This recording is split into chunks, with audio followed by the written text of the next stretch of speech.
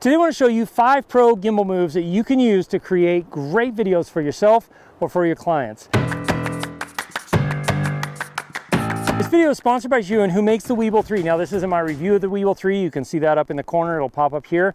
But this is one of my favorite travel gimbals because of how small and lightweight it is. But not only that, it can handle a lot of weight. So this is one of the better gimbals for filming what we're going to film today, because we're going to be running up a mountainside and creating a story about going to a mountaintop to be able to enjoy the view. Let's go. For a first shot, it might seem really simple, but following your subject through a scene works really well, especially if you're coming down a long corridor, a long hallway, or in this case, we're going to have Keith go across a bridge. I'm going to follow him as he crosses this bridge into this epic location and starts the journey kind of up the hill toward the mountaintop.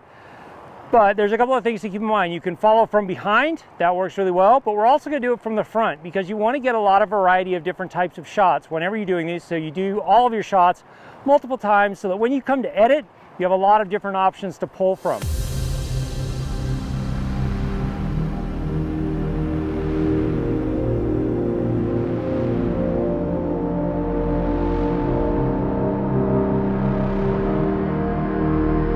This next shot, it might seem simple, but it can do a lot for your story or for your video as you put it together. And that's a simple sliding shot where you're just basically moving the gimbal left to right or right to left through a scene. Now you can do a couple of different ways. You can follow a subject through a scene as you just slide left to right, or you can do it from behind them and slide left to right as they kind of move into the scene and keep moving through the scene. You get bonus points if you use something like the bushes behind me on this bridge, because we're going to have Keith walk across this bridge and then we're going to slide behind him as he gets on the bridge and walks across. You get bonus points if you use something like the bushes here as a foreground, and then you come around from behind it and reveal your subject as they move into the scene.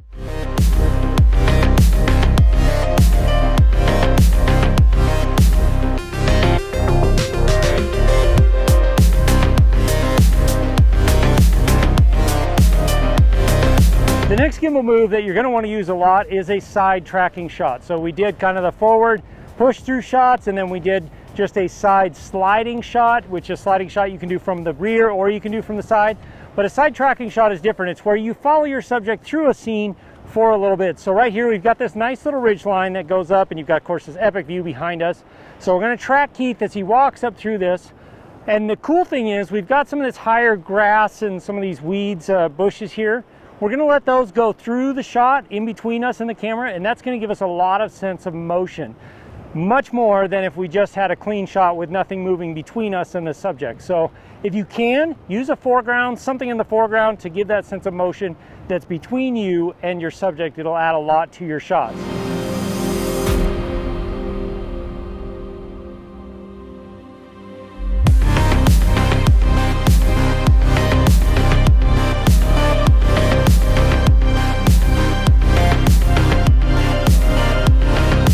Our next shot is a reveal. Reveals are great for when you want to show more information to your audience and let them know what is going to be coming kind of down the road, and it definitely keeps people's interest.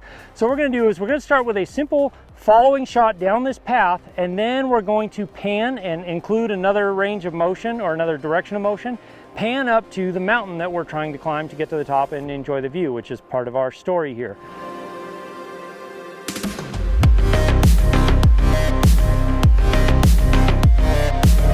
Something that's really important in getting good looking gimbal footage is remember to vary your shots. So not all of them are from the same distance away. You want to get some that are really close to your subject, and you want to get some that are further away. This is a great spot to do some that are really further away. So we're going to just do a side tracking shot like we did down lower, but because of the waterfall behind us and because of this big rock, it's going to make for some really great backdrop and really great scenery to get a full body shot of Keith walking through this epic location.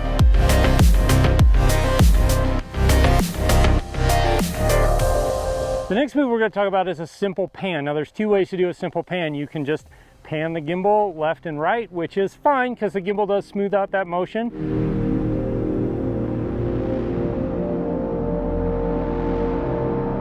So now that you've seen the regular pan, it's okay, it's not that exciting.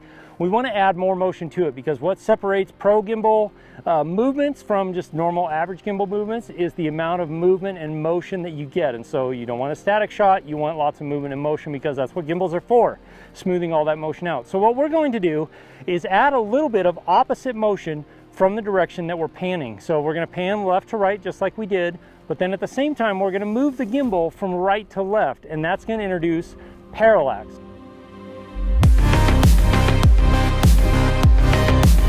And the last shot we want to get is an orbit shot. Orbit shots are great for really showing off your subject and location. They're kind of a hero shot, like the culmination of the journey, showing off everything your subject worked to get to. And they're also great for product shots. So an orbit shot, while it's probably one of the more difficult shots to master with the gimbal, it's really important that you get it down, because when you do, it's absolutely magic.